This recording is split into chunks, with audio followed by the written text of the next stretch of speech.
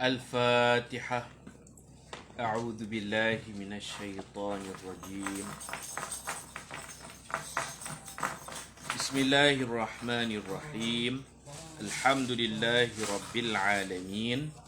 الرحمن الرحيم. مالك يوم الدين. إياك نعبد وإياك نستعين. اهدنا الصراط المستقيم. صراط الذين أنعمت عليهم غير المغضوب عليهم ولا الضالين. آمين. السلام عليكم ورحمة الله وبركاته. الحمد لله رب العالمين، والصلاة والسلام على أشرف الأنبياء والمرسلين وعلى آله وصحبه أجمعين.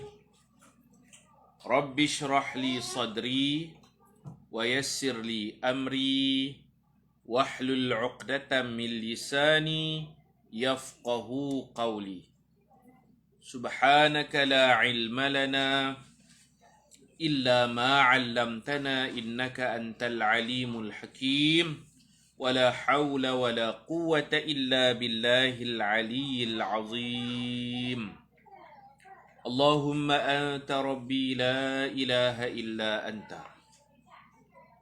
خلقتني وأنا عبدك وأنا على عهدك ووعدك ما استطعت. أعوذ بك من شر ما صنعت. أبوء لك بنعمتك علي وأبوء بذنبي فاغفر لي فإنه لا يغفر الذنوب إلا أنت.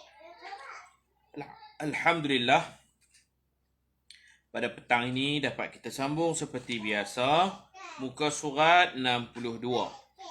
Sifat pemaaf Sayyiduna Abu Bakrin As-Siddiq radhiyallahu anhu. Allah berfirman, A'udzu billahi minasy syaithanir rajim.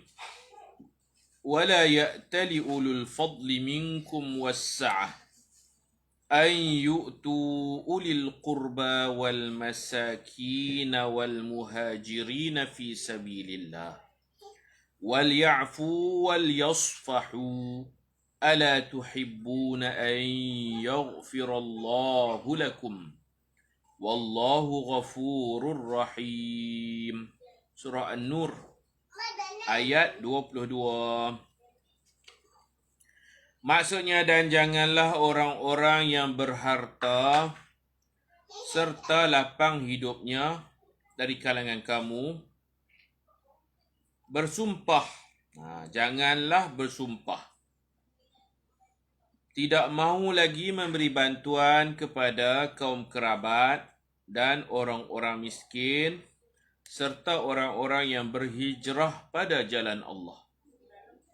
Dan hendaklah mereka memaafkan serta melupakan kesalahan orang-orang itu. Tidakkah kamu suka supaya Allah mengampunkan dosa kamu? Dan Allah Maha Pengampun, lagi Maha Mengasihani. Kisah di sebalik ayat ini. Peristiwa Al-Ifk, Hadithul Ifk dalam kitab sirah, merupakan tuduhan fitnah ke atas Sayyidatina Aisyah radhiyallahu anha. Beliau difitnah melakukan perbuatan terkutuk dengan Sayyidina Safwan bin Mu'attal. Ketua munafik iaitu Abdullah bin Ubay menjadi pelopor utama fitnah ini.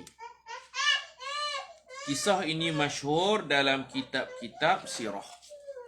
Kisah Sayyidatuna Aisyah tertinggal dalam satu perjalanan balik dari peperangan. Berhenti satu tempat, Sayyidatina Aisyah pi qada hajat. Kemudian rantai jatuh. Sayyidatina Aisyah di atas unta, ada pemandunya, dia duduk dalam bilik sekedup tu, dia sedar rantai jatuh, Dia turun sekali lagi pi ke tempat dia qada hajat, dia pi cari tengah malam. Cari tak jumpa rantai. Kemudian rombongan yang berhenti berehat RNR ni pun teruskan perjalanan. Pemandu unta waktu Sayyidatina Aisyah turun kali pertama, dia nampak Sayyidatina Aisyah turun. Waktu Sayyidatina Aisyah naik atas unta, dia nampak. Kemudian waktu Sayyidatina Aisyah turun pula tu, pergi cari rantai, pemandu ni lena, rehat lena. Maka pemandu ni pun terlepas pandang, kita panggil terlepas pandang. Dia ingatkan Sayyidatina Aisyah ada dalam bilik belakang, dia pun gerakkan unta berjalan terus. Sayyidatina Aisyah duduk cari kat tempat semak samun yang dia pergi qada hajat. Bila dia mai tengok tak ada siapa dah. Semua pakat bergerak. Dia lari ligan pun tak dapat dah daripada gerak jauh dah. Teriak dia. Nangis. Sorang-sorang. Perempuan pula tu. Tengah malam. Dia duduk tepi jalan teriak sampai terlena. Dia dah kena tinggal. Zaman tu handphone pun tak ada. Kalau ada boleh telefon kan. Orang tak sedap. Orang tinggal dia. Nabi tugaskan seorang sahabat nama Safwan bin Mu'attal untuk jalan belakang. Melihat kalau ada dompet orang jatuh atau ada orang tertinggal pedang, tertinggal sesuatu, dia ditugaskan jalan belakang kutip barang-barang yang tercicir kalau ada tertinggal apa-apa. Takdir Allah, barang hak tercicir tak ada. Isteri orang yang tercicir ada, iaitu isteri Rasulullah sallallahu alaihi wasallam yang ditinggalkan seorang diri. Maka Safwan ni pun bila dia pergi dekat, dia tengok ada orang perempuan duduk tidur tepi jalan. Tidur sambil duduk lah.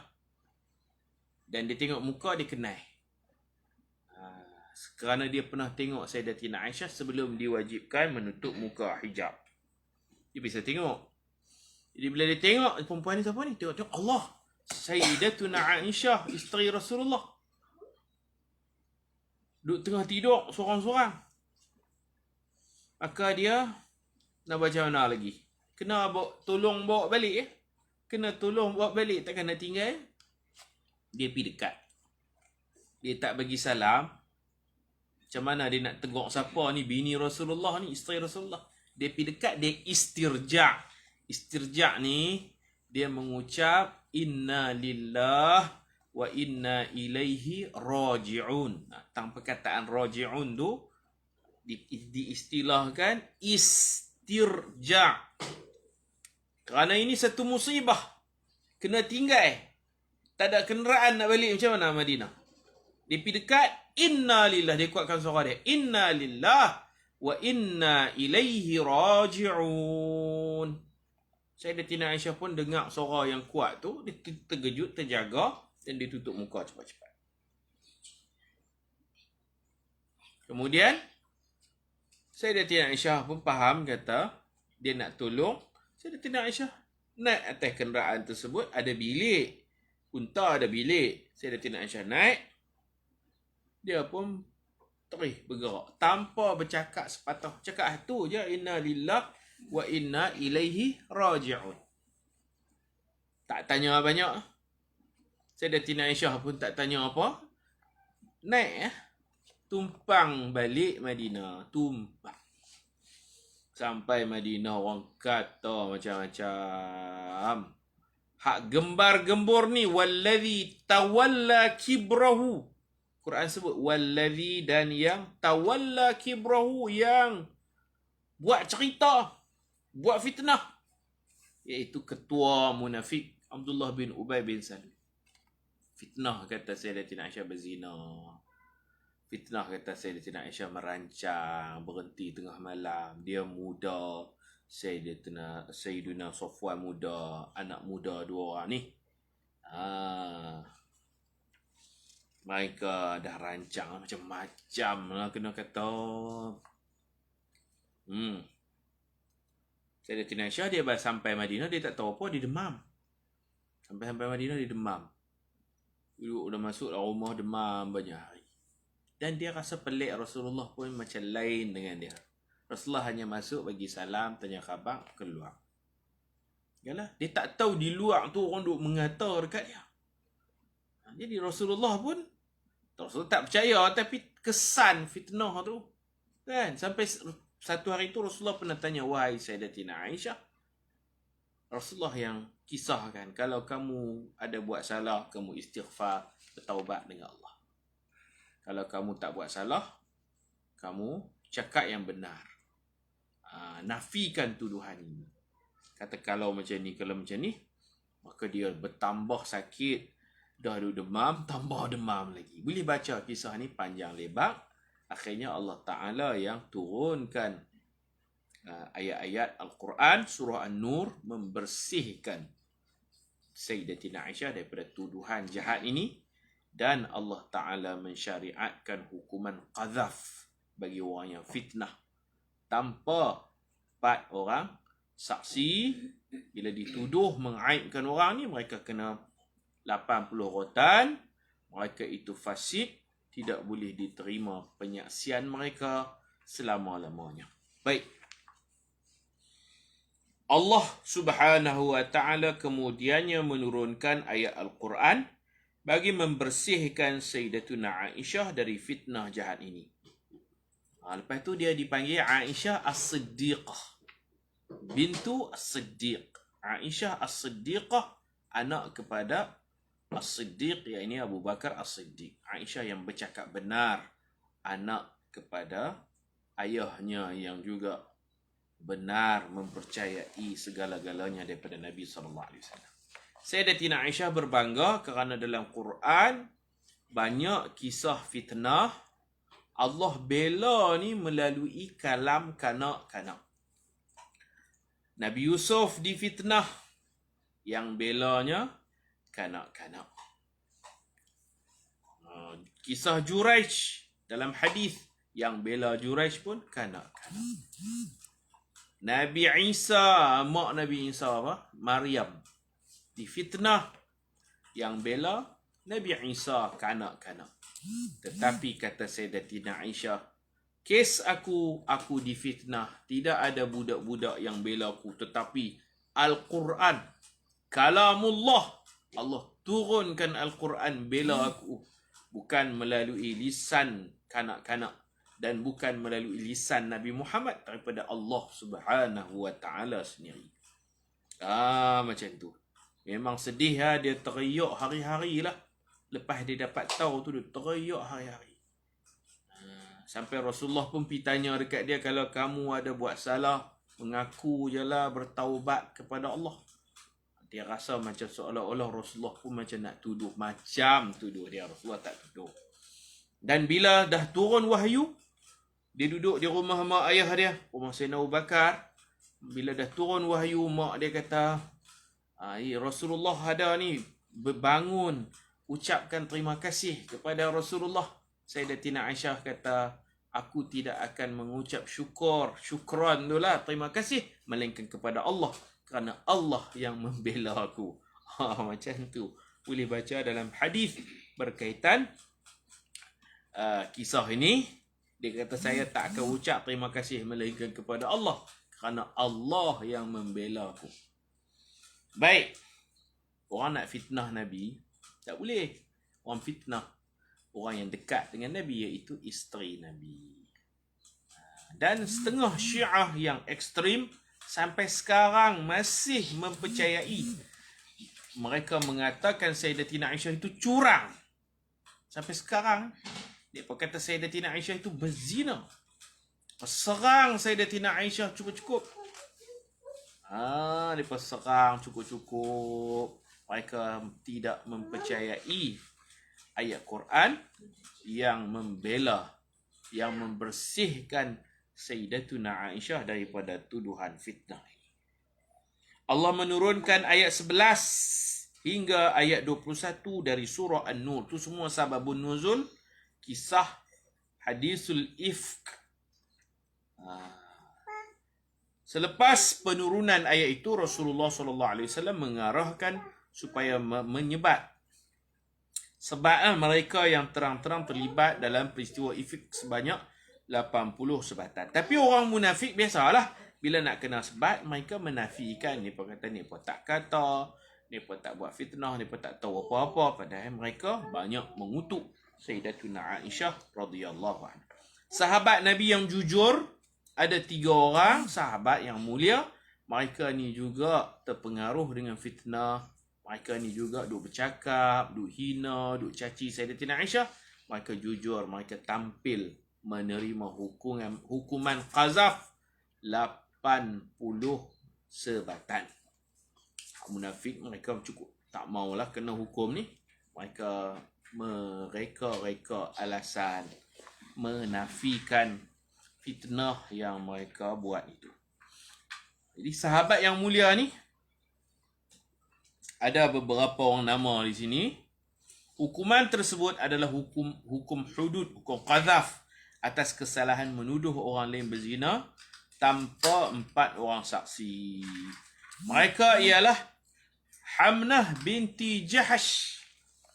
Ni ipak Nabi sendiri. Nabi ada isteri nama Zainab binti Jahash. Ini Hamnah binti Jahash. Ipak Nabi. Adik ipak Nabi sendiri. Dia pun mengata juga. Duk jajar juga, duk bersembang juga, duk putuk Sayyidatina Aisyah. Berzina, curang, apa semua. Bila turun ayat, dia jujur. Dia mai bersedia untuk disebat. Hamnah binti Jahash. Adik kepada Zainab binti Jahash. Ada yang kata adik, ada yang kata kakak. Tapi ipak Nabi lah. Dan sepupu Nabi tu, Hamnah binti Jahash ni, dia juga sepupu. Kerana Nabi kahwin dengan Zainab binti Jahash ni perkahwinan sepupu.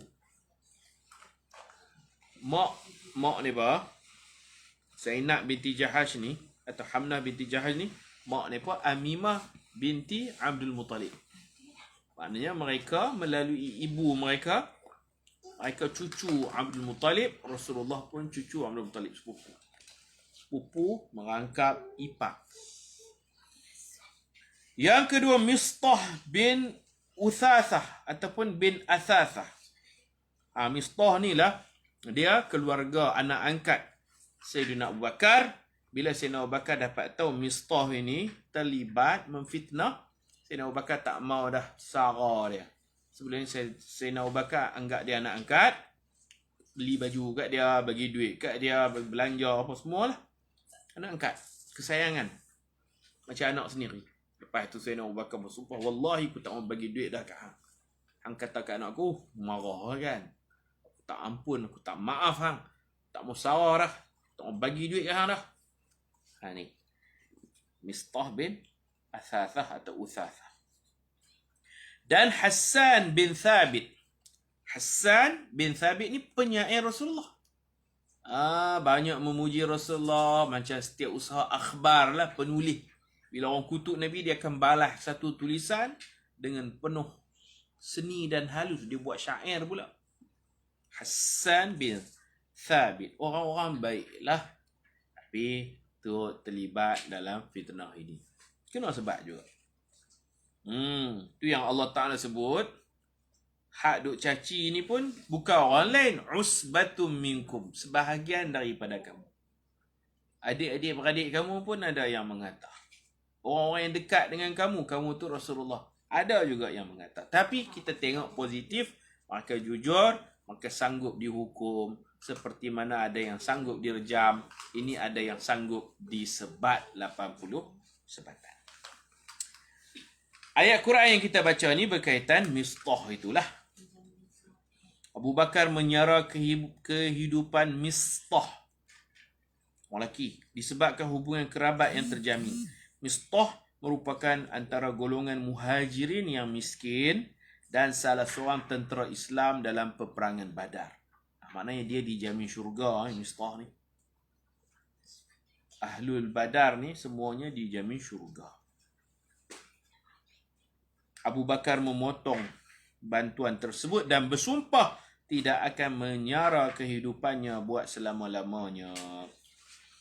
Lalu Allah menurunkan ayat di atas menegur sikap Sayyidina Abu Bakar. Setelah turun ayat di atas, Sayyidina Abu Bakar berkata, memang kami suka kepada tawaran Allah itu, wahai Rasulullah. Kan Allah Ta'ala suruh maafkan, lupakan. Ala tuhibbuna an yaghfirallahu lakum? Ala tuhibbuna an yaghfirallahu lakum? Tidakkah kamu suka Allah ingin mengampunkan dosa kamu? Maka Sayyidina Abu Bakar jawab, bala, bahkan saya inginkan keampunan Allah dengan cara mengampun dan memaafkan. Ampun dan maaf kesalahan orang. Maka Sayyidina Abu Bakar membayar kafarah, sumpah. Dia sumpah tak mau tolong dah Mistah. Bila Allah tegur dia, dia sambung baliklah allowance bulanan yang dia duduk bagi dekat Mistah. Tapi dia dah sumpah kan? Sumpah tak mau bantu. Sekarang dia bantu balik. Dia bayar kafarah langgar sumpah. Kafarah langgar sumpah ni, kafaratul yamin dalam bahasa Arab, cari 10 orang miskin, bagi pakaian boleh, atau bagi makanan asasi beras lah, seorang secupak. Mudah ya, cari yang betul-betul susah miskin ni, pakai miskin, bagi secupak beras atau bagi pakaian, baju ke, kain ke, seluar ke. Macam tu. It'amu 10 masakin au kiswatuhum. Ataupun puasa 3 hari. Puasa 3 hari. Kalau tak mampu bagi pakaian, tak mampu bagi makanan, baru puasa 3 hari. Boleh pilih antara pakaian atau beras. Nak bagi pakaian boleh, nak bagi beras boleh. Kalau dua-dua tu tak mampu, barulah puasa 3 hari. Jangan puasa 3 hari. Kita mampu beli pakaian, beli pakaian. Ini cara melanggar sumpah. Siapa yang bersumpah dan dia nampak ada perkara yang lebih baik, jika langgar sumpah tu lebih baik, maka Nabi kata langgarlah sumpah, kemudian bayar denda kepada 10 orang miskin. Bagi baju lah. 10 orang bagi baju, seorang selai. Bagi seluar ke, bagi kain ke. Bagi yang orang duk pakai. Lelaki boleh bagi kepiah. Boleh bagi tudung ke orang perempuan. Baik. Maka Sayyidina Abu Bakar membayar kafarah sumpah dan menyambung kembali bantuannya kepada Mistah. Allah Ta'ala tegur Sayyidina Abu Bakar tu, dia sumpah-sumpah tak mau bagi. Allah tegur, bagilah, kerana Mistah ni dia di kalangan kaum kerabat kamu, anak angkat kamu. Dia di kalangan orang miskin. Dia juga muhajirin, salah seorang yang berhijrah. Dan yang paling mulia Mistah ni salah seorang ahlil badar. Orang yang terlibat dalam peperangan Badar yang dijanjikan syurga oleh Rasulullah sallallahu alaihi wasallam. Tengok hak baik. Lupakan kejahatannya. Dia kata, dia caci, dia fitnah hak tu, dia dah kena hukum. Habislah. Dia dah kena 80 sebatan. Salah dia kena dah. Tengok hak baik. Baik dia apa? Adik-beradik, ulil qurba. Yang kedua, dia minal masakin, minal muhajirin. Dan dia juga salah seorang yang terlibat bantu Nabi dalam peperangan Badar. Mistah bin Uthathah Al-Badri. Macam tu. Al-Badri. Kisah 24 ini cerita tongkat Nabi Musa berubah jadi ular. Salah satu mukjizat Nabi Musa. Mukjizat Nabi-Nabi semuanya berakhir dengan kewafatan Nabi. Tongkat Nabi Musa yang sempoi tu, bila lempak boleh jadi ular tu. Kalau sekarang ada tongkat tu, kita lempak dia tak jadi ular dah. Mukjizat Nabi-Nabi berakhir dengan kewafatan Nabi-Nabi tersebut. Melainkan Rasulullah. Mukjizat Nabi Muhammad yang paling besar ialah Al-Quran. Walaupun Rasulullah dah wafat, Quran ini terus menjadi mukjizat, terus dikaji dan dikagumi. Disebut mukjizatun khalidatun. mu'jizah khalidah. Al-Quran, mukjizat Nabi yang berkekalan hingga ke hari kiamat. Mukjizat Nabi-Nabi lain habislah. Nabi Musa pegang tongkat, dia special lah tongkat tu. Kalau kita pegang tak ada apa-apa dah. Jadi mukjizat peninggalan Nabi Muhammad yang masih mukjizat sampai sekarang hingga kiamat, mukjizat yang berkekalan, itulah Al-Quranul Karim. Okay, cerita ni panjang lah. Cerita tongkat berubah jadi ular. Lepas jadi ular, dia telan ular. Dia jadi ular betul, real. Bukan silap mata, bukan sihir. Ular, betul-betul ular. Tukang sihir tengok. Tukang sihir bawa kayu. Ada yang bawa tali, hibal. Ada yang bawa wa'asiyuhum, bawa tongkat-tongkat kecil. Mereka lempak tali. Mereka lempak tongkat. Pada pandangan orang ramai, tali itu nampak macam ular. Tapi pada pandangan sihir, tukang sihir, tali tetap tali. Tongkat tetap tongkat. Tali mereka tali. Tali yang mereka pukau mata orang, nampak tali itu kodek macam ular. Orang ni silap mata. Orang nampak macam ular. Sihir, disihir mata mereka. Saharu a'yunahum. Mereka telah mensihirkan mata-mata orang ramai. Orang nampak macam ular, tapi tukang sihir tahu itu tali, tak ada apa-apa. Itu tongkat. Beratus-ratus tali, beratus-ratus tongkat. Dia buat bagi nampak macam bergerak. Tapi tongkat Nabi Musa memang ular betul. Tukang sihir mereka mengaji bab nak sihir mata orang. Mereka tengok tu, memang bertukar jadi ular, betul-betul ular. Tu yang akhirnya tukang sihir mengikut Nabi Musa, memeluk Islam, sujud kepada Allah Subhanahu wa taala. Semua tukang sihir rebah diri sujud keesaan Allah. Sebab ni tahu ni bukan sihir, ni lain, ini mukjizat. Ini ular betul-betul. Ini bukan ular main-main. Ini bukan sihir, ni pakar sihir. Ni bukan sihir, ular sungguh. Telan pula. Nganga telan. Dia telan. Dia jumpa tali, dia telan tali. Dia jumpa kayu, dia telan kayu. Makin telan, makin besar. Makin besar, makin besar. Kalau ular-ular hak sihir ni, tali-tali ni lari, dia telan kot ekor. Dia isap, telan. Macam kita duk makan mi, makan laksa tu, telan. Makin besar, makin besar, makin besar. Subhanallah. Peristiwa ini dikatakan berlaku pada 10 Muharram juga. Hari mereka perayaan, pertandingan sihir ini berlaku pada 10 Muharram. Yang mana tahun depan tu, 10 Muharram tahun depan tu, berlaku pula Laut Terbelah. Baik.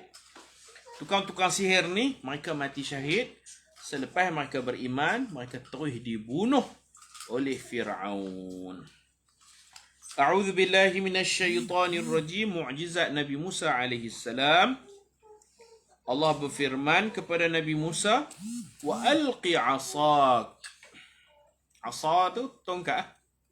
'Asaka tongkat kamu. Wa alqi 'asak. Falamma ra'aha tahtazzu ka'annaha jannu walla mudbiran wa lam yu'aqqib. Ya Musa la takhaf inni la yakhafu ladayya al-mursalun illa man zalam thumma baddala husnan ba'da su' fa inni ghafurur rahim. Suratul Naml ayat 10 dan 11. Tapi ayat ini bukan cerita tentang pertandingan waktu lain. Pertandingan dicerita dalam surah yang lain, surah Taha. Yang ni Nabi Musa diperintahkan oleh Allah di atas bukit Tur Sina. Allah suruh Nabi Musa lempak tongkat. Allah Ta'ala tanya, kamu pegang apa di tangan kanan kamu? Nabi Musa kata, tongkat saya, halau kambing, kait buah-buahan, daun dan sebagainya. Jadi peristiwa yang ayat yang dalam kitab ni bukan cerita pertandingan tu. Pertandingan tu berlaku pada masa yang berlainan. Yang ni Allah Ta'ala suruh Nabi Musa lempak tongkat di atas Jabal Tur Saina. Di atas bukit Tur Sina. Allah nak memperlihatkan mukjizat Nabi Musa. So lempak tongkat, dia pun lempak. Dia pun tak tahu. First time, kali pertama dia lempak tongkat, tiba-tiba tongkat dia berubah jadi ular. Terkejut dia, takut lah. Hak pertandingan tu waktu lain. Dan sekarang campaklah tongkatmu. Jadi peristiwa ni di atas bukit Tur Saina. Maka apabila ia melihat tongkatnya itu bergerak cepat, tangkas, seolah-olah seekor ular kecil. Ada terjemahan ka'annaha jan. Dia ingat ke jin ke apa ni? Bergerak-gerak jin ke? Dia takut lah. Kerana ni kali pertama, first time, takut dia. Lepas pada tu dah biasa dah, dia tak takut lah. Tongkat dia boleh berubah dengan izin Allah, boleh berubah jadi ular. Ni kali pertama dia tak pernah tengok lagi tongkat dia jadi ular. Dia takut. Berpalinglah dia melarikan diri. Dia takut dekat tongkat dia. Dan tidak menoleh lagi. Walam yu'aqib, dia lari. Dia lari nak turun daripada bukit Tur Sina. Maka Allah Ta'ala kata, ya Musa, wahai Musa, la takhaf, janganlah takut. Sesungguhnya Rasul-Rasul itu semasa menghadapku, yakni menerima wahyu, tidak sepatutnya merasa takut. Sebagai manusia memang takutlah tengok ular. Awak tak takut kan? Allah Ta'ala kata jangan takut. Dalam ayat yang lain, Allah suruh pegang. Pegang dia. Pegang kepala dia. Kami akan kembalikan siratahal ula. Sanu'iduha, kami akan ubahnya kembali menjadi keadaannya yang biasa. Pegang pala. Takut. Nak pegang pala ular, takut. Allah kata jangan takut. Pegang pala. Sekali dia berubah jadi tongkat balik. Macam tu cara dia. Dia tak patut. Nabi Musa nak lari, nak turun Tur Sina, nak tinggal ular. Takutlah kan. Tak biasa-biasa tongkat jadi ular tu. Kali pertama. Lepas pada tu dia tak takut dah lah. Dia tahu dah. Jangan takut. La takhaf. Jangan takut. Inni la yakhafu ladayyal mursalun. Sesungguhnya Rasul-Rasul itu semasa menghadapku, yakni menerima wahyu, tidak sepatutnya merasa takut. Tapi takut tu benda biasalah sebagai manusia. Ada rasa takut. Tetapi sesiapa yang berbuat salah, kemudian ia mengubahnya dengan melakukan kebaikan. Sesudah berbuat salah, lepas buat salah, buat baik pula. Maka sesungguhnya aku maha pengampun lagi maha mengasihani. Yang ni, kalau kita ada buat dosa, kita cover balik dengan buat baik. Innal hasanat yudhibnas sayyiat. Buat baik dapat menghapuskan kejahatan. Ini cara nak bertaubat lah. Ayat akhir ni cara nak bertaubat ialah kita buat innal hasanat. Buat baik. Macam ada ulama kan, dia pergi haji, dia bawa duit dinar banyak-banyak. Dia kata dalam perjalanan pergi, kalau aku mengumpat orang, aku akan derma dekat fakir miskin 1 dinar, RM800. 1 dinar RM800. Sekali mengata orang, mengumpat orang, 1 dinar. Dia denda diri dia sendiri. Dia hukum dia sendiri. Aku akan jaga lidah. Lidah untuk zikir, selawat, cakap baik-baik. Kalau aku buat dosa lidah, 1 dinar aku kena cari orang fakir miskin. Sayang duit lah. Jadi, tahan lidah. Hifzul lisan. Tahan lidah. Jaga lidah. Jaga lidah. Mengata ke orang, alamak, RM800 1 dinar tu. Tidak boleh beli jubah, boleh makan, boleh macam-macam. Dia denda diri dia sendiri. Dia bersumpah, demi Allah, kalau aku buat dosa lidah, 1 dinar aku bagi kau. Macam tu. Supaya Allah ampun hak salah tu dengan buat baik. Akhirnya duit tu duk ada, pi pun duit ada, balik pun duit ada. Pasal dia duk kawai di lidah dia ni, tak buat maksiat. Jadi memang pun kita, kalau kita memanglah ada salah, kita ganti dengan kebaikan. Buat baik, buat baik, buat baik. Allah bertaubat, Allah terima taubat. Dalam hadis pun Nabi SAW sebut kepada Sayyidina Muaz, sebelum Sayyidina Muaz pergi ke Yaman, atbi'is sayyi'atal hasanata tamhuha. Yang pertama Nabi pesan, wahai Muaz, ittaqillaha haitsuma kunta. Takutlah kepada Allah di mana saja kamu berada. Kamu duduk di Madinah, kamu bertakwa. Kamu pi Yaman pun, mana-mana pi pun, ingat Allah. Ittaqillah. Takutlah kepada Allah. Bertakwalah di mana saja kamu berada. Pesanan kedua. Wa atbi'is sayyi'atal hasanata tamhuha. Kalau kamu ada buat salah, buat dosa, cepat-cepat tutup dosa tu dengan memperbanyakkan amal ibadat. Iringi kejahatan dengan pahala kebaikan. Tamhuha. InsyaAllah baik hak kita buat ni dapat menghapuskan jahat. Yang ketiga Nabi pesan, wa khaliqin nas, bergaullah dengan orang ramai. Jangan menyendiri, kawan-kawan lah. Bergaul dengan orang ramai, bi khuluqin hasanin, dengan akhlak yang baik. Berkawan elok-elok. Pi Yaman, sesuaikan diri. Sesuaikan diri dengan orang Yaman, dengan akhlak yang mulia. Itu 3 pesanan Nabi sebelum Sayyidina Muaz berangkat ke Yaman. Baik. Ini ayat ni pun sebagai peringatan, siapa-siapa buat salah, nak hapuskan kesalahan dosa itu, buatlah, perbanyakkan kebaikan. Sesudah berbuat salah, maka sesungguhnya Allah kata, aku maha pengampun lagi maha mengasihani. Kemudian dalam ni ada cerita. Cerita ni banyak kepada pertandingan sihir melawan mukjizat Nabi Musa. Allah bagi kemenangan. Tapi apa yang dapat kita sebut, pertandingan ni berlaku pada masa yang lain.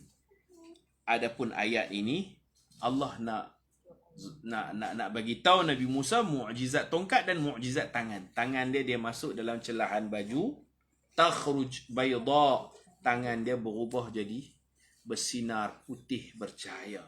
Min ghairi su, bukan putih sopak, bukan putih penyakit, tapi putih yang cantik, bersinar bercahaya, keluar macam bintang, keluar macam bersinar-sinar. Adkhil yadaka fi jaybik. Adkhil, masukkan tangan kamu fi jaybik, ke dalam celahan kollar baju ni. Masuk kepit dengan ketiak. Kepit bawah ketiak. Takhruj bayda. Bila kamu buat keluar tangan kamu bersinar satu magic punya. Nak bagi tangan jadi macam biasa balik, buat masuk sekali lagi kepit celah ketiak, tangan jadi biasa. Magic lah. Mukjizat tongkat, mukjizat tangan. Tangan Nabi Musa pun sangat kuat, boleh angkat benda-benda yang berat. Itu semua kurniaan Allah untuk membuktikan kata dia memang Nabi, dia memang Rasul. Jadi mukjizat ni, kalau dalam ilmu tauhid, mukjizat itu menempati firman Allah, seolah-olah Allah berfirman. Mukjizat itu nazilatun fi manzilati qawlihi ta'ala. Yang kata mukjizat ini, ia menempati tempat firman Allah Ta'ala. Seolah-olah Allah berfirman begini, sadaqa abdi fima yuballighu anni. Hambaku bercakap benar. Apa yang dia sampaikan itu dariku, dari Allah. Sadaqa abdi fima yuballighu anni. Benarlah hambaku. Dia bercakap, dakwah dia itu semua datang daripada aku. Dia tak tokok tambah. Itu makna mukjizat. Bila berlaku satu-satu mukjizat mana-mana Nabi pun, seolah-olah Allah nak cakap Allah nak berfirman yang tu. Sadaqa abdi. Tengok, hamba aku cakap benar, dia tak tipu, dia Nabi sungguh, dia Rasul sungguh. Semua ajaran tu fima yuballighu anni. Semua ajarannya dariku. Allah tolong, Allah support Nabi-Nabi ni dengan mukjizat. Jadi kita berhenti dekat ni dulu. Sallallahu ala sayyidina Muhammad wa ala alihi wa sahbihi ajma'in walhamdulillahi rabbil alamin. Subhanakallahumma wa bihamdika ashhadu an la ilaha illa anta astaghfiruka wa atubu ilaik. Bismillahirrahmanirrahim. Wal 'asr innal insana lafi khusr illa alladhina amanu wa 'amilus salihat wa tawasaw bil haqq wa tawasaw bis sabr. Assalamualaikum warahmatullahi wabarakatuh.